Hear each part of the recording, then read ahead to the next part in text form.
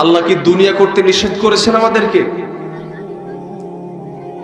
কিন্তু মেন কাজ হচ্ছে আল্লাহর গোলামি করতে হবে, দাসত্ব করতে হবে, ফোর সাবজেক্ট হিসাবে নিতে হবে দুনিয়া করা। কিন্তু আজকে আমরা মেন সাবজেক্ট বানিয়ে নিয়েছি দুনিয়াকে, ফোর সাবজেক্ট বানিয়ে নিয়েছি আখিরাতকে। কি বলেন?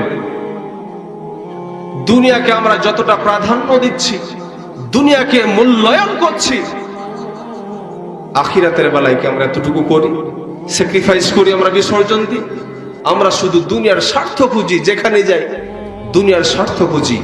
অথচ দেখুন রাসূল সাল্লাল্লাহু আলাইহি ওয়াসাল্লামের সাহাবীগণ দুনিয়ার স্বার্থ খুঁজেন নাই, আখিরাতের স্বার্থ খুঁজেছেন। এই জন্য তারা জান্নাতি মানুষে পরিণত হয়ে গিয়েছে। কারণ আপনি যখন দুনিয়ার স্বার্থ করতে যাবেন, তখন আপনি আখিরাতের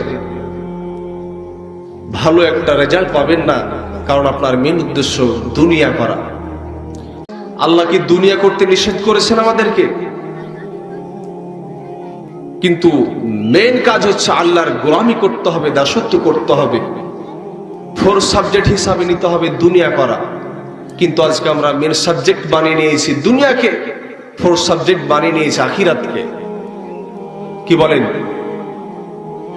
দুনিয়াকে আমরা যতটা প্রাধান্য দিচ্ছি, দুনিয়াকে মূল্যায়ন করছি, আখিরাতের বেলায় কি আমরা এতটুকু করি?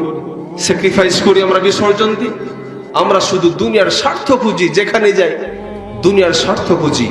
অথচ দেখুন রাসূল সাল্লাল্লাহু আলাইহি ওয়াসাল্লামের সাহাবীগণ দুনিয়ার স্বার্থ খুঁজেন নাই, আখিরাতের স্বার্থ খুঁজেছেন। এই জন্য তারা জান্নাতি মানুষে পরিণত হয়ে গিয়েছে। কারণ আপনি যখন দুনিয়ার স্বার্থ করতে যাবেন, তখন আপনি আখিরাতের